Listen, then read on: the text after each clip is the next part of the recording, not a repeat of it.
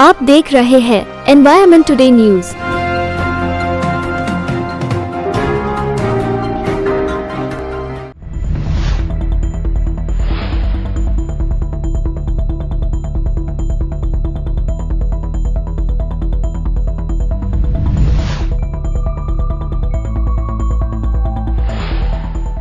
विमोक्ष environment today में आपका स्वागत करता हूँ। हमारे साथ जो है आज संदीप जादव जी जुड़े हैं, जो माजी उप महापौर और पश्चिम नागपुर के प्रभारी भी हैं। तो आइए हम उनसे बात करते हैं कि किस प्रकार का पश्चिम का माहौल है और जनता जो है, नागपुर की जनता कितना समर्थन कर रही है और कितना विकास हुआ है, और पश्चिम से ही महाविकास आघाड़ी के विकास ठाकरे भी है। सर बहुत बहुत स्वागत है सर आपका। साथ ही साथ आज सर भारतीय जनता पार्टी का स्थापना दिवस है, उसके लिए भी हम आपका हार्दिक अभिनंदन करते हैं। अभी जैसे हम देख रहे हैं कि माहौल विकास के तरफ ज़्यादा है, और गडकरी जी ने जो विकास किया है वो काफ़ी भारी प्रमाण में नागपुर में दिखाई देता है। अभी जो है जैसे महाविकास आघाड़ी के तरफ से विकास ठाकरे लोकसभा के उम्मीदवार है, तो अभी जनता की क्या प्रतिक्रिया है सर? जैसे आप पश्चिम में हो, पश्चिम से आप भी प्रभारी हो और आप देख रहे हो सर, आप जा रहे हो, प्रचार भी कर रहे हो, तो जनता की क्या राय है? जनता किसके पक्ष में है? जनता का क्या समर्थन मिल रहा है? देखिए, जिस दिन गडकरी साहब ने नामांकन अर्ज दाखिल किया उस दिन नागपुर की जनता जनसागर का रूप ले चुकी थी। गडकरी साहब के नामांतरण के बाद ये उसी दिन स्पष्ट हुआ था कि गडकरी साहब को नागपुर शहर का भारी जनसमर्थन प्राप्त है। ये उस दिन देखने को मिला नागपुर की जनता को। दूसरी बात, जब पिछले 10 साल से आदरणीय गडकरी साहब हमारे केंद्रीय मिनिस्टर है, और उन्होंने जो नागपुर का विकास किया है, नागपुर का ही नहीं तो पूरे देश का विकास किया उन्होंने। जो सड़कें हैं वो सड़कें कांग्रेस के ज़माने में 12 किलोमीटर पर डे चलती थी, अभी 27 किलोमीटर एक दिन में 27 किलोमीटर कवर कर रही है। तो ये जो डेवलपमेंट है और जो गडकरी साहब का विज़न है कि जितने भी देश के हाईवेज है उसको बड़ा करना, चौड़ा करना और सीमेंटीकरण करना, ताकि बार बार उस पर खर्चा ना हो। तो ये जिसको विज़न रहता है वही ये काम कर सकता है। नागपुर में 1 लाख करोड़ के ऊपर के उन्होंने काम किया है, और ये वो बताते भी है, और उस हिसाब से उनका एक पत्र भी अभी जारी हुआ है, वो भी हम घर घर तक पहुंचाने वाले हैं। लोगों को, कुछ लोग कैसा भ्रम फैलाते हैं कि 1 लाख करोड़ यानी कहाँ पे खर्चा किया, तो वो हम लोग उनको जवाब देने वाले हैं कि ये पत्रक के माध्यम से आप देखिए कि कितना विकास गडकरी साहब के माध्यम से, जो 1 लाख करोड़ बोल रहे हैं, तो हमने उसका हिसाब दे रहे हैं हम लोग। तो गडकरी साहब को हमारा जनसंपर्क अभियान अभी शुरू है, पिछले 29 तारीख से अभी 4 तारीख तक। तो ऐसा एक भी घर नहीं मिला कि जो गडकरी साहब को वोट नहीं देना, ऐसा एक ने भी नहीं बोला। सारे आदमी ने बोला कि भैया आपको आने की ज़रूरत ही नहीं, गडकरी साहब तो वैसे चुन के आ रहे हैं। हमारा समर्थन है गडकरी साहब को, जिस हिसाब से उन्होंने नागपुर का विकास किया, और नागपुर का विकास के साथ साथ सामाजिक काम भी बहुत बड़ा गडकरी साहब का है। ठीक है, उड्डान पुल बनाया उन्होंने, मेट्रो लेकर आया है, सिम्बोसिस लाया है, IT, IIIT, एम्स लाया है, ये सारी चीज़ें लाए, लेकिन उसके बावजूद भी सामाजिक क्षेत्र में बहुत बड़ा काम उनका रहा है। जैसा दिव्यांग लोगों के लिए उन्होंने सेंट्रल गवर्नमेंट की जो स्कीम है, पहली दफ़ा नागपुर शहर में 33 करोड़ रुपए का उन्होंने ये सामान वितरित किया था। और दिव्यांग यानी क्या, जिसको चलना नहीं आता ऐसा, उनको व्हील चेयर दिए, जिनको टॉयलेट का वो चेयर दिए, जिनके कमर में दर्द है उनको कमर का पट्टा दिए, जिनका गर्दन का तकलीफ है उनको गर्दन का पट्टा दिया, घुटने का पट्टा दिए। देखिए, गडकरी साहब का पूरे देश में ये खासदार महोत्सव नागपुर शहर से शुरू हुआ है। सांस्कृतिक महोत्सव और क्रीड़ा महोत्सव, ये 2 महोत्सव गडकरी साहब ने नागपुर में शुरू की है। और खासदार क्रीड़ा महोत्सव का ये अर्थ है कि नागपुर के जितने भी हमारे युवा वर्ग हैं, मोबाइल में रहते 24 घंटे, तो वो मोबाइल में ना रहे, वो ग्राउंड में रहे, और वहाँ अलग अलग प्रकार के खेल उन्होंने खेलना चाहिए। और प्रोत्साहन करने के लिए माननीय गडकरी साहब ने नागपुर शहर में 150 ग्राउंड का डेवलपमेंट किया है। तो हमारे नागपुर शहर के भी ऐसे कुछ अच्छे लोग हैं कि जो खेल में अपना नाम कमा सकते हैं, लेकिन उनको प्लेटफॉर्म मिलता नहीं था। तो वो गडकरी साहब के माध्यम से प्लेटफॉर्म उपलब्ध हुआ और आज हम लोग देख रहे होंगे कि 1-1 लाख लोग इस खासरा क्रीड़ा महोत्सव में नागपुर और विदर्भ के लोग आते हैं और अच्छा यह टूर्नामेंट यहाँ पर होता है। गडकरी साहब उनको प्रोत्साहन करते हैं। उसी तरह खासदार सांस्कृतिक महोत्सव, बहुत नागपुर शहर में ऐसे अच्छे लोग हैं जो उस क्षेत्र में काम करते हैं, लेकिन उनको भी प्लेटफॉर्म मिलता नहीं। तो गडकरी साहब का ये जो 8-10 दिन का जो कार्यक्रम रहता है उसमें स्थानिक लोगों को भी स्थान दिया जाता है। उनको वहाँ पर जो इतना बड़ा स्टेज रहता है वहाँ पर 6 बजे से 7 बजे तक लोकल लोगों का कार्यक्रम होता है। तो उनको भी ऐसा लगता है कि इतने बड़े महोत्सव में हमको भी बुलाया गया है, हमारा भी वहाँ पर प्रदर्शन हम लोग कर सकते हैं। तो उनके दिल में भी ऐसा लगता है कि हमको कोई तो भी इस नागपुर शहर में पूछने वाला है। तो गडकरी साहब ने उनको भी मौका दिया है। तो ये 2 महोत्सव गडकरी साहब के माध्यम से हर साल नागपुर शहर में हो रहे हैं और भारी प्रतिसाद इनको मिल रहा है। तो ये जो सारी चीज़ें हैं, ये सामाजिक दृष्टिकोण से गडकरी साहब ने इसमें बहुत बड़ा काम किया। चाहे नागपुर के लोगों के हार्ट के ऑपरेशन, 45,000 लोगों के हार्ट के ऑपरेशन किए, फ्री में ऑपरेशन किए, कैंसर के ऑपरेशन किए, कैटरैक्ट के ऑपरेशन किए, चश्मे दिए।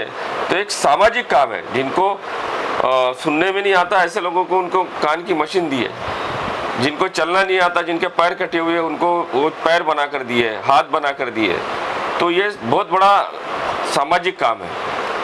सर पश्चिम के सर आप प्रभारी हैं। हाँ। और अभी तो सर आपको पता है माहौल क्या चल रहा है ना। तो पश्चिम में जब आप जाते हैं तो पश्चिम की जनता की तरफ से क्या प्रतिक्रिया आती है?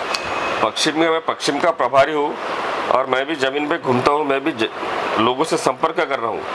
भला ही मैं यहाँ का गडकरी साहब के चुनाव का प्रमुख हूँ, लेकिन मैं मेरे वार्ड में, अन्य वार्ड में मैं घर घर संपर्क यात्रा में भी जाता हूँ। तो मुझे ऐसी कोई रिएक्शन लगती नहीं है। लोग का कहना है कि गडकरी साहब को ही हम चुन के देंगे। हम तो चुन के आने वाले, ये तो कोई दो राय नहीं, लेकिन हमको मार्जिन, जिस मार्जिन से चुन के लाना है वो मार्जिन हमको पूरी करना है।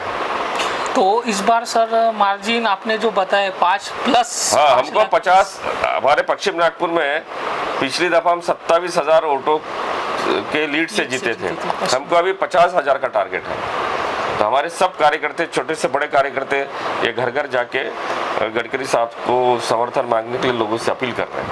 अच्छा, महाविकास आघाड़ी के जैसे विकास ठाकरे जी है सर, उनके तरफ से आपको ऐसा टक्कर मिलेंगी? कोई हमको चैलेंज नहीं है, कोई टक्कर नहीं है। वो महाविकास आघाड़ी बोल के बिगाड़ी आघाड़ी है, वो कोई किसका वहाँ सुन नहीं रहा है।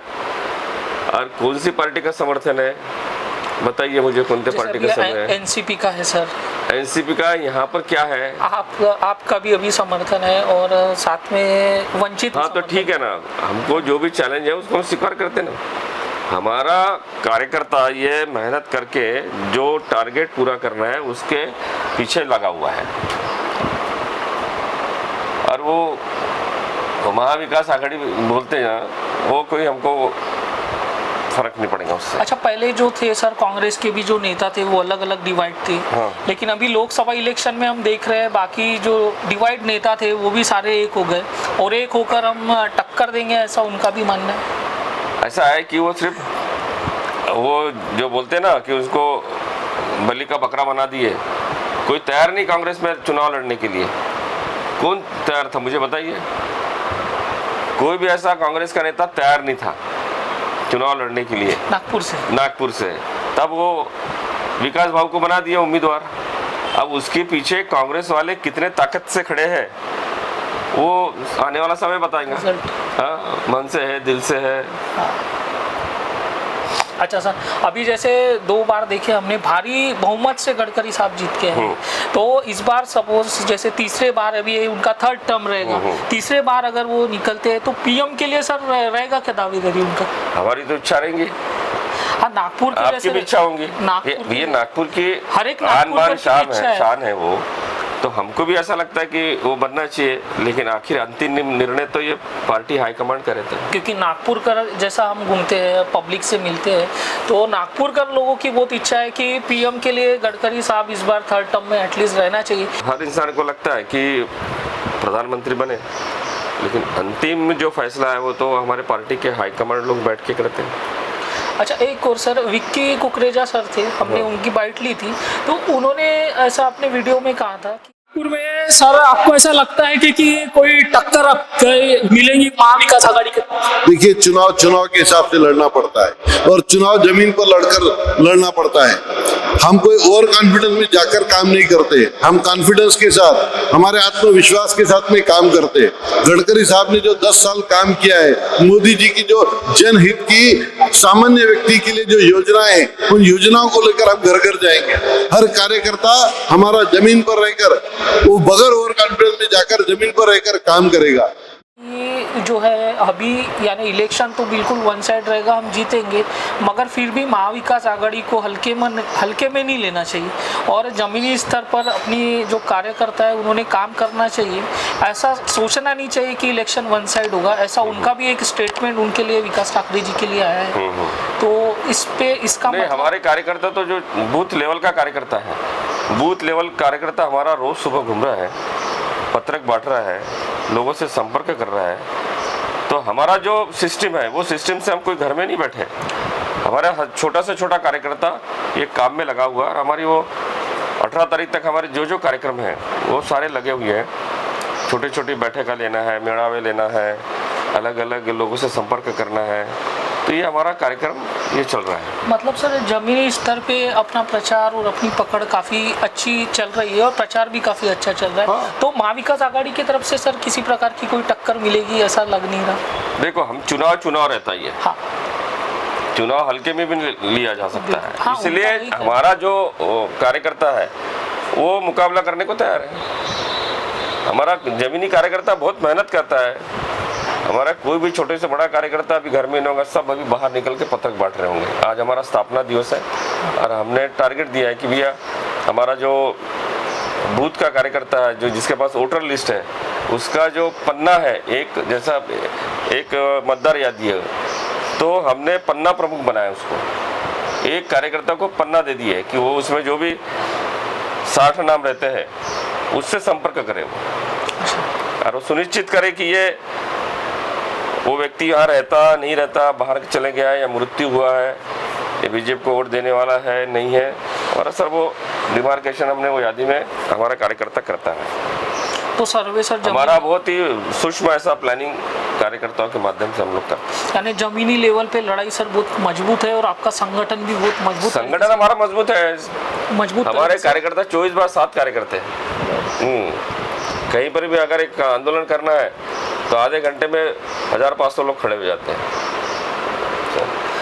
सर जैसे अभी हम देख रहे हैं, जैसे आप भी अभी देख रहे होंगे सर कि विकास ठाकरे जी जो है वो बोल रहे हैं कि लोकतंत्र खतरे में है और संविधान की लड़ाई हमको लड़ना है, ऐसा उनके स्टेटमेंट आते हैं सर।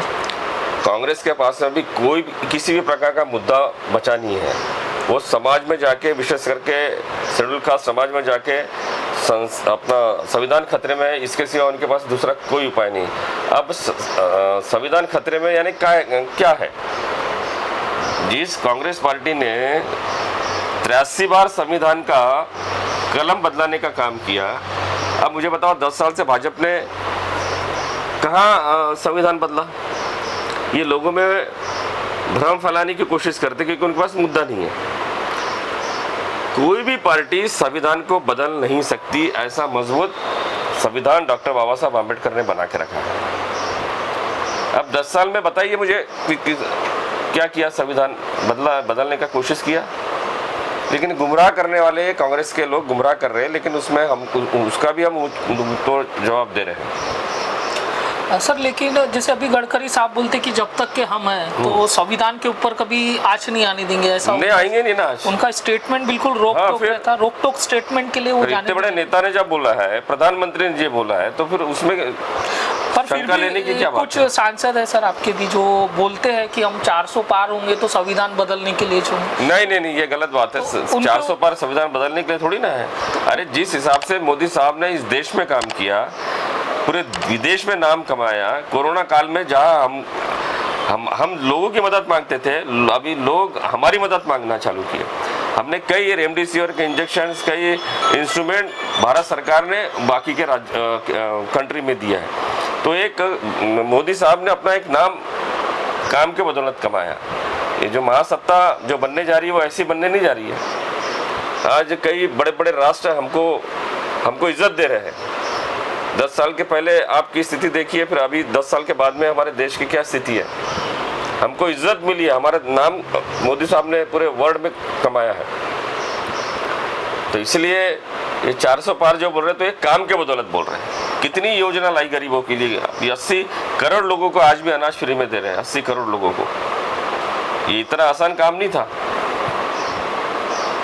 छोटे से छोटे व्यापारी को, चाहे वो सब्जी बेचने वाला हो, चाहे वो कारपेंटर हो, प्लम्बर हो, मेसन हो, ये सारे लोगों को उन्होंने अपना दर्जा ऊंचा करने के लिए लोन के माध्यम से उनको मदद कर रहे हैं। तो सर जैसे अभी कुछ रहते हैं सांसद, वो उनका भी स्टेटमेंट ऐसा आता है कि हम संविधान बदलेंगे या फिर सर, तो इनके ऊपर भी तो कार्रवाई सर नहीं की जा रही है पार्टी की तरफ से, ऐसा भी उनका उद्देश्य वो नहीं रहता, उसका उद्देश्य को आप घुमा फिरा के पेश करते हो। ऐसा किसी भारतीय जनता पार्टी का ऐसा उद्देश्य नहीं है, या कोई भी सांसद ने ऐसा कभी बोला नहीं है।